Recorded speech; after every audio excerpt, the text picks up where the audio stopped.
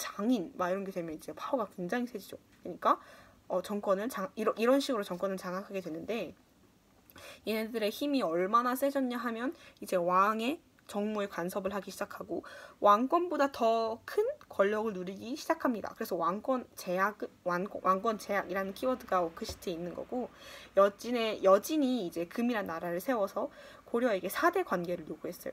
이때 몇몇 신하들은 어떻게 요란케 나라에게 4대를 할 수 있느냐 이렇게 얘기를 했던 반면에, 이때 최고 권력자가 이자겸이라는 운벌 귀족이었는데, 이자겸이 자신의 이제 자신의 권력을 계속해서 자신의 권력을 유지하고 독점하기 위해서 큰 변화를 추구하지 않았고, 전쟁을 통해서 금을 굴복시키기보다는 현상을 유지를 해서 이제 자신의 그런 권력 지위를 유지하고자 했어요. 이제 이런 현상을 통해서 문벌 귀족이 고려를 정말 생각하고 고려의 정무를 고민해서 이렇게 관직 자리에 위치하기보다는 자신의 지위 현상 유지에 굉장히 신경을 썼구나라는 사실을 알 수가 있습니다. 이때 이자겸이라는 사람이 어떤 사람이냐 하면 왕의 예종, 고려 16대 왕 예종의 장인 어른이죠. 그러니까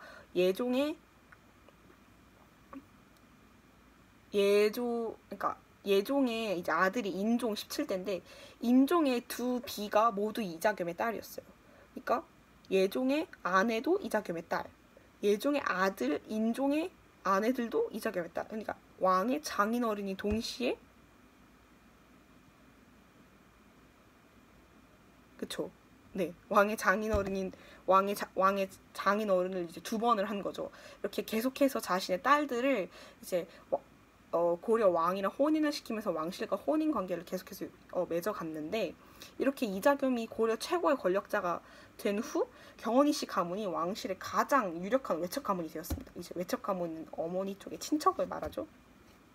이렇게 이자겸이 권력 독점을 하게 되는데, 인종의 측근 세력과 인종이 이자겸이 너무 자신의 권리를 이제 왕권을 제약하고 너무 힘이 세지니까 이제 이자겸을 견제해야겠다라는 생각을 해서 이자겸을 몰아낼 그런 이제 왕이니까 난이라고 표현하기가 좀 그런데 그런 이자겸 세력을 공격할 계획을 짜게 됩니다. 근데 이때 척준경이라는 사람이 있는데 요새 말로 하면 고려 최고의 소드마스터, 그러니까 가장 무술을 잘하는 사람이죠. 굉장히 유능한 장군이었어요. 척준경이 이때 이자겸의 아래에 있었는데, 또 인종이 이제 똑똑하지 못하게 척준경도 같이 몰아내자 해서 척준경의 동생과 아들을 이때 죽여버립니다. 이제 척준경이 화가 나겠죠. 그래서 이자겸과 척준경이 난을 일으키게 돼요.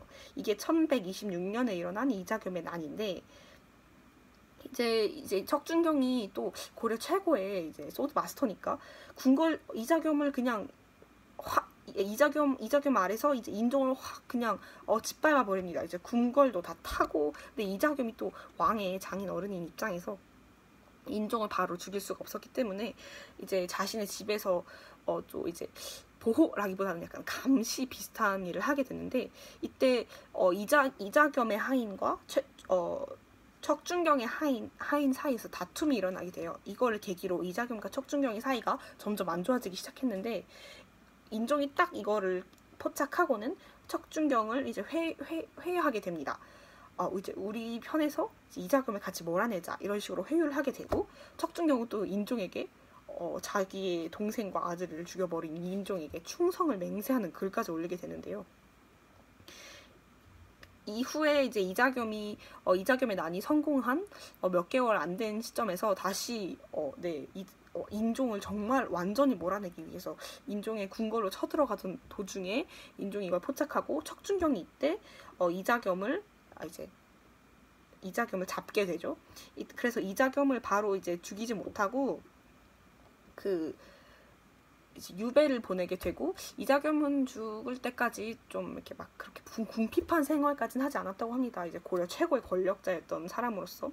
근데 이때 또 정지상이라는 아주 유명한 사람이 나오는데, 이 정지상이 이후에 이자겸을 몰아낸 후에 척준경이 또 고려 최고의 권력자가 되게 되는데, 인종이 이제 공을 치하해서 정지상이 척준경을 탄핵하게 돼요. 그래서 척준경이 축출되고, 근데 이렇게 혼란의 시대, 난이 많이 일어나고, 막 또 인종이 몰아낸 게 아니라 또 다른 사람을 통해서 최고 권력자가 몰아내치고 이런 걸 통해서 왕실의 권위, 국왕의 권위가 굉장히 실추가 되게 됩니다.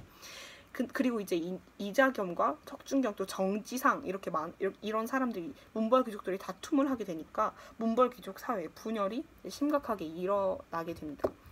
또 이제 이자겸의 가문으로 말할 것 같으면 경원이 씨 가문은 문정대부터 약간 80년 동안 10명이 넘는 왕비를 배출했어요. 이제 이자겸은 3딸을 왕비로 보낸 거죠. 그러니까 권력 독점이 너무 컸고 이런 이자겸이 몰아내면서 이제 그 밑에 있던 문벌 귀족들이 또 이제 서로 싸우게 된 거죠. 권력을 잡기 위해서. 이때부터 고려 사회가 굉장히 혼란해지고 문벌 귀족 사회에 분열이 일어나게 됩니다. 이 이후에 나오는 여러 난들과 무신정변은 다음 영상에서 다루도록 하겠습니다.